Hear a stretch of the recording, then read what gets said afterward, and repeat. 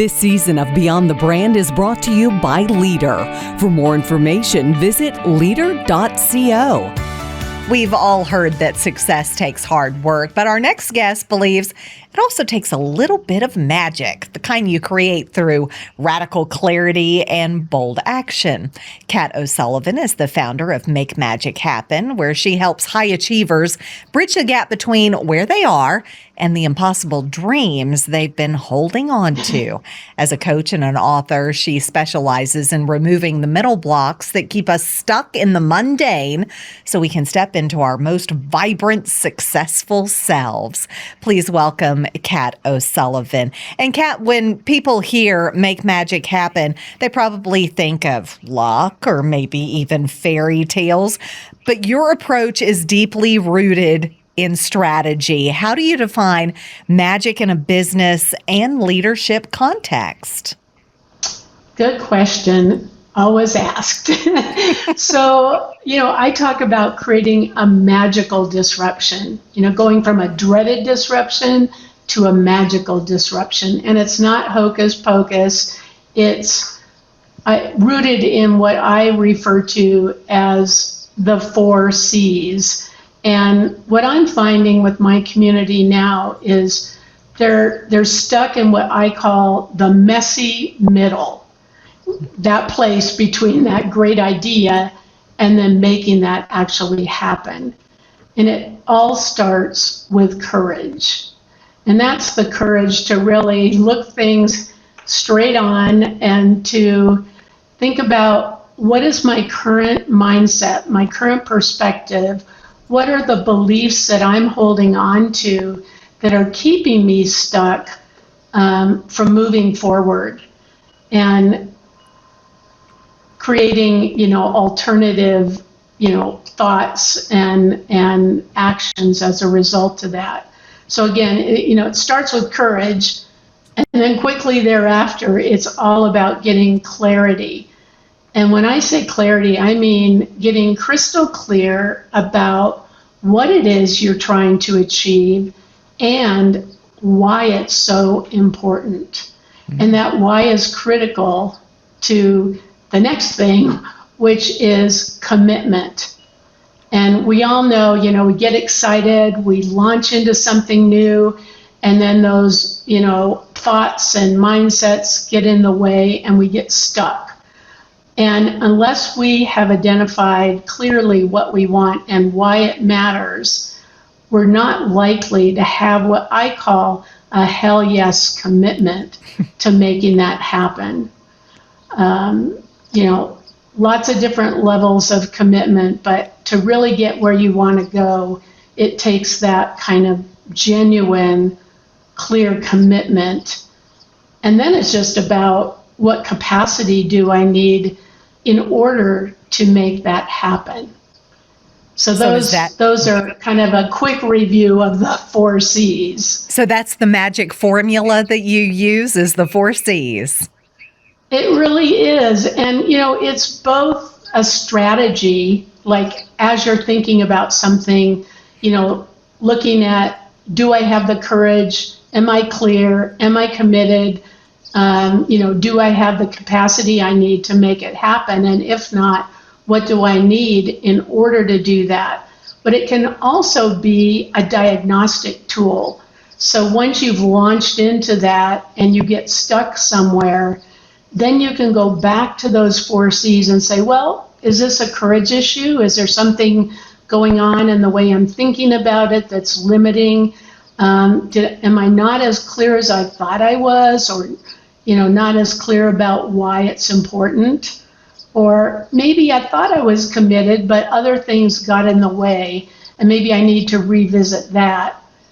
Or maybe it's just, we all think we know what we need to know until we get in the middle of it.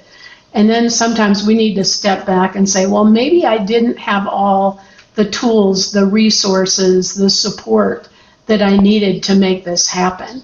So again, it can be used for planning and strategy, but also to diagnose what you need to revisit to get back on that pathway. In your coaching, you emphasize the unapologetic ambition. What is that? Well, I think especially for women, especially women as we get a little bit older, we tend to wait for permission from other people to do that thing that we really want to do.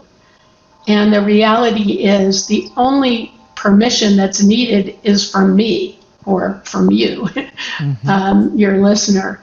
And unapologetic, we don't need to apologize because we want something new, something different. I often find that women get stuck in their success. They've been so successful at what they're doing, and now it's no longer as meaningful as it used to be. And yet, to give yourself permission to do something fundamentally different, challenging because we get a lot of feedback from other people.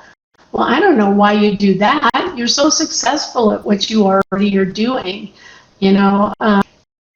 I'm not sure you can really make that kind of shift at this point in your life.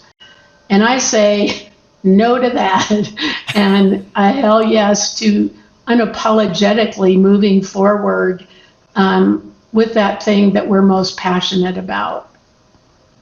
Have you run into any obstacles in Make Magic Happen that has taken you a little bit to get over that you can talk about?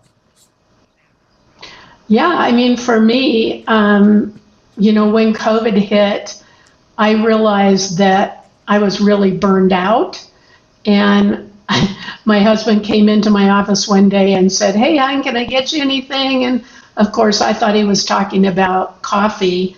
He thought he was talking about coffee, but my first thought was, I want a new life. And that just kind of took my breath away, a new life. And, at that point, I was in my late 60s, and I'm like, what's that about? And so the first thing was really getting over myself in terms of all those, limiting thoughts and beliefs that I had about being willing to completely move away from what I'd been really successful at and giving myself permission to pursue, to discover, and then pursue the thing that will be more meaningful to me.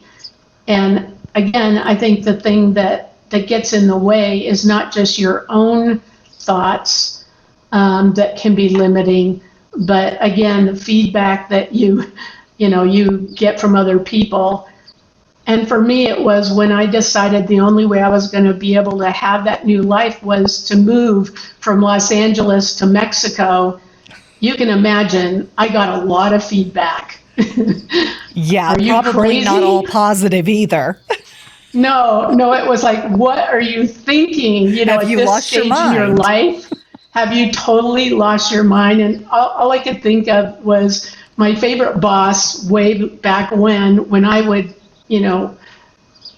share with him what new great thing I wanted to do. His response was always, "Okay, Kat, you're either on something or on to something. Which is it?" You were on to something. I mean, look, you're making magic happen right now. Yeah. And, and I mean, the good news is by making that monumental move, that crazy move to Mexico in the middle of a pandemic, all the things that I had hoped to be able to do with that time have come to fruition. I was able to publish my book. I did a TEDx talk. I created a new community of women that I am able to support in many ways, especially women artists, which is a passion that I didn't have time for before. And now, frankly, I'm back in that messy middle of, okay, I accomplished all those things. Now what? I have a feeling you'll figure that out. Oh yeah, I'm in the messy middle of it, going through my 4 C's. There you systematically. go. That's all you have to do. Well, if Yeah, Kat, if so I'm folks excited. want to read your book or find out more information about your community, where do they do that? Where do they find it? So the best way is actually to go to Substack, and it's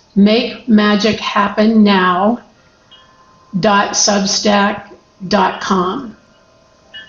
All right. And the title of your book? It's From Doubt to Do, Navigating Your Pathway to Possibility. Ooh, And of course, it's available on Amazon. All right. Kat And- O'Sullivan, thanks so much for your time today. We appreciate it. And best of luck navigating that messy middle, but I have a feeling you'll find your magic soon. Yes, I'm going to make magic happen. That's it. And we'll be right back with more BizTV right after this.